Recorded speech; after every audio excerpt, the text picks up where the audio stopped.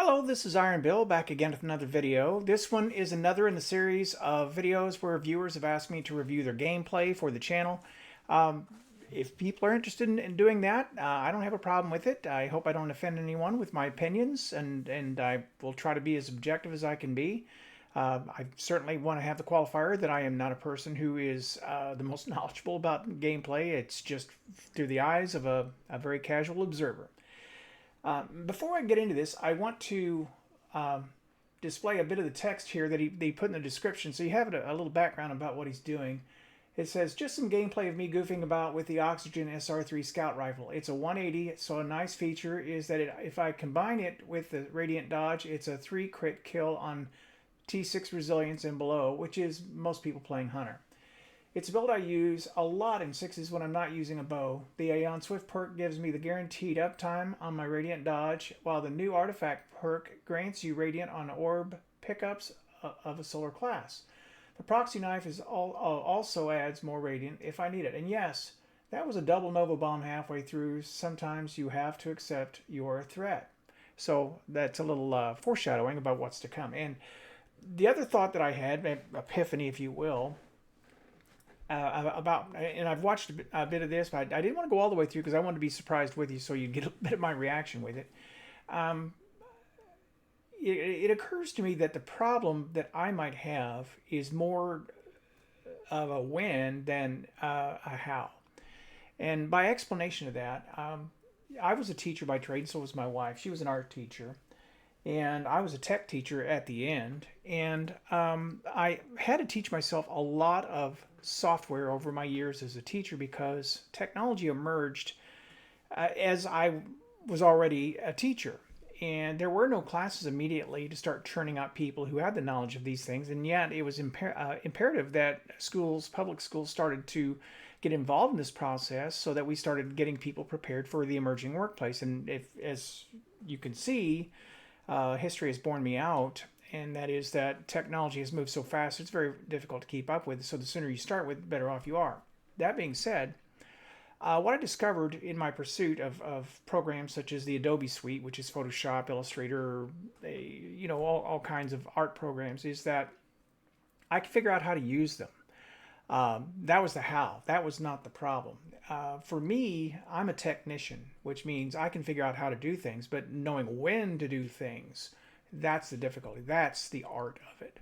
And that's really a pretty fair descriptor of art. And for those of you who are not into art, let's have another parallel, and that is mathematics. People look at mathematics who are really into it, and it's a beautiful thing. People who aren't really into it just don't get it. I mean, it's just like, what's the purpose?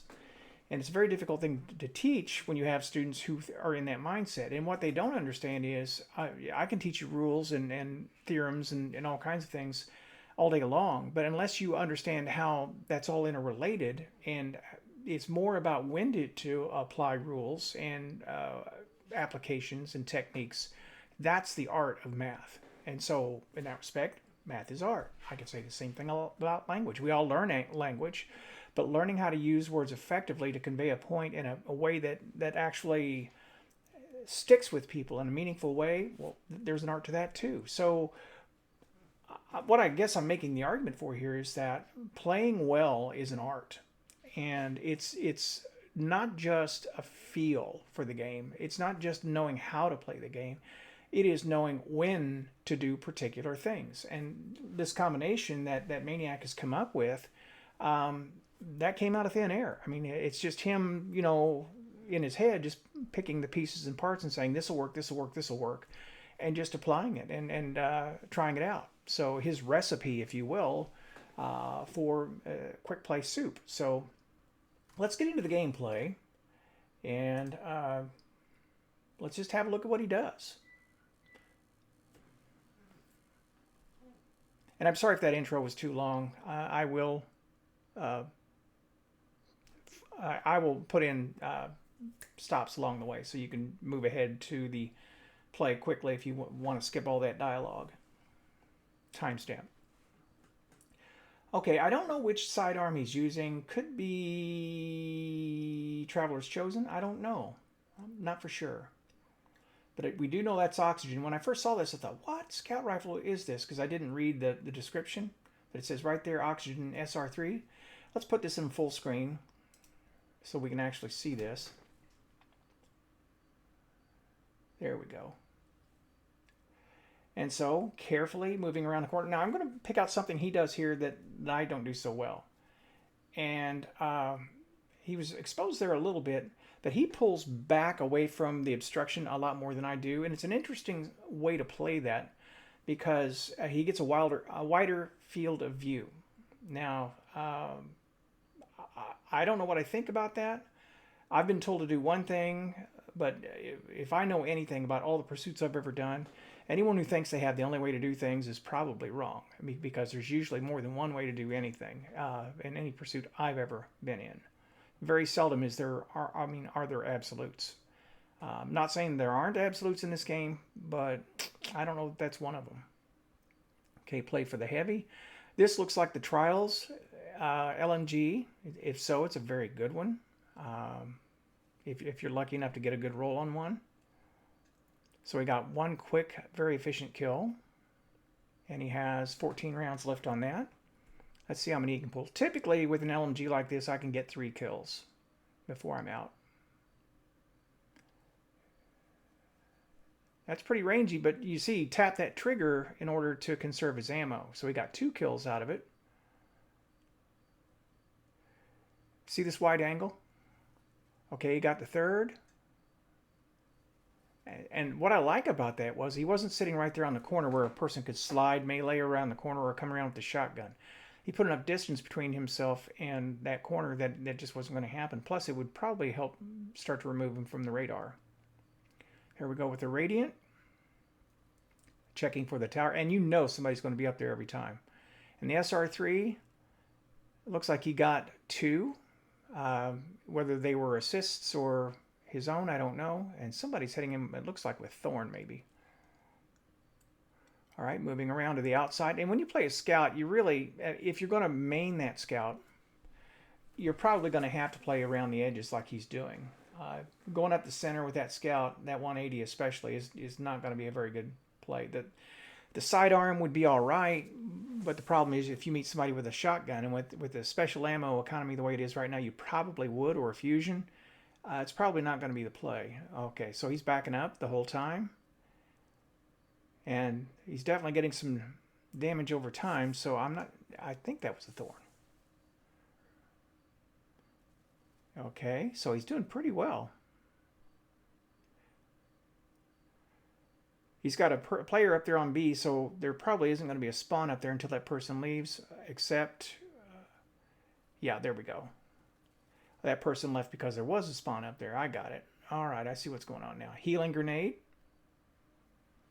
I'm going to have to play Healing Grenade more in 6s. I'm doing it more in actual play. Oh, there's a knife. Hit him with it. He's got the Radiant up for another 5 seconds. It was almost enough, but there were 2 people there. So that's where taking that wide angle might have hurt him a little bit because it was easy for someone to step around and catch him out in the open like that. But I can't argue with his success thus far.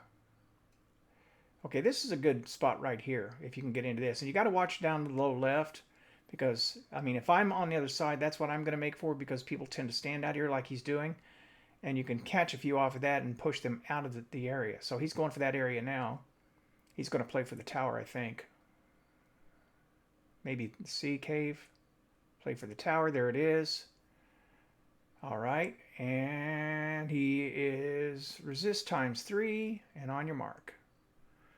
I don't read that flavor text enough. That's another thing I got to pay attention to. And he's built into that, you know, that he will be radiant. And that gives him so many advantages. It's just smart to do, and I don't think to do it. That's part of the art of it. Helped his teammate there with a healing grenade.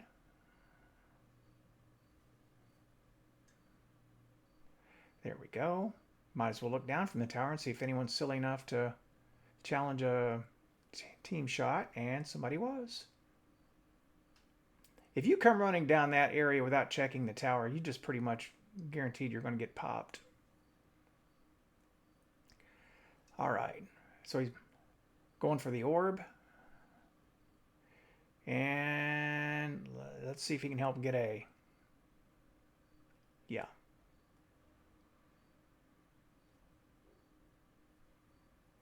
All right. And I can't tell if he's radiant. Yeah, no, it's resist. That's the radiant right there. So when he comes around that corner and sees somebody standing in C or up in the top, which they typically will be, there's an invisible hunter. Yep, both places. So that helps him. There's the healing grenade. Now he can stay in the fight a little bit longer, but he's backing up because that invisible hunter is probably running up with a shotgun or a fusion. All right, that back ledge I was telling you about, that's where the guy is. Oh, man. Oh, not anymore. That was a good play on it, super. That gave the team control of C. Somebody's still back there, though. It's that hunter. Another orb. The team's doing a pretty good job of working around the map and taking care of people who are isolating themselves. Okay, somebody in the tower. That guy caught him flat. He was flat out in the open. I always watch for that tower. Because if I'm up there, I mean, if I'm on B and there's nothing going on, especially like if I see a zone being taken like C, I know they're going to come my way. I know they are. Here's somebody somebody's floating. Oh, can you believe it? Sorry about the commercial. Oh, he got it out of there. Oh, that was him editing that in. Okay, because of the double Nova Bomb super. Okay. I don't have the sound in my ear right now, so I didn't hear what that said. I wanted to be able to talk without hearing the sound in my ear. Um, okay, I thought it was a commercial for a minute. I'm pulling this from YouTube, so I kind of half expected that to happen. Okay. All right. He had the benefit. It looked like an enemy super there, to be honest. He's right in his description. I mean, obviously he was a pretty serious threat, and he's going to post some big numbers. He's got an orb over there if he can get to it. Probably won't get another super before this match is over, but you never know. If his team starts snowballing on the supers, he might, as long as he stays alive. Now, if you don't have this gun, Maniac said it's in collections, and so you can pull it out if you decide you want to give it a try. 180s, they certainly aren't meta, and it's showing his skill level that he's actually able to make this work. But it's also, a smart build too. Okay, good eye on the hunter. Okay, so they're going to get this. A minute and a half until the end of the match. It's not likely at all he's going to be able to make that second super. It's all right. He doesn't really need it. I mean, this match is well in hand. We've got people on both sides, got people behind him. He's not going to get out of that. But he did because his team was there. I would have been dead there. I would have seen him front and back, and knowing I had nowhere to run, he had orbs down there. Knowing I had nowhere to run, I'd probably commit to one and put as much damage as I could on him before I was out. He got his orb. There we go. Yeah. He just lost the duel. And that's the thing about a 180. That Mida is a 200 versus a 180, and it's just enough. I don't think the damage increase from 200 to 180 is enough to offset how quickly somebody can put the shots on you with a Mida. And Mida, I mean, it's just, well, it's Mida. I love the Mida. See that lightning reload? I didn't see what mods he had on his gloves, but it looked like he had solar reload on it. Okay, somebody up there. Time to get out of there, Buster. See if there's anyone else that wants to poke their head at you. No one on the radar yet. Looks up. There he is. Always somebody trapdoor spider in there. And that's the victory. He got the last kill.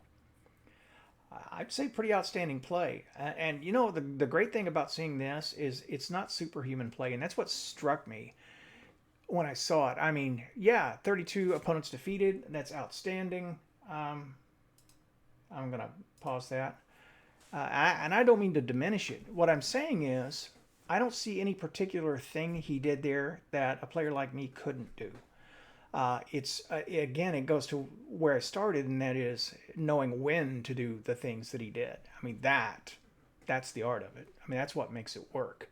We can all learn the pieces along the way. We can all learn basic operations. You know, it's how do we meld that to get higher level functioning? And that's the question. That's what we need to work on. That's what I need to work on. So anyway, Maniac, thank you for the video to review, and I hope you've enjoyed this, folks. And with that said, this is Iron Bill thanking you for watching and signing out.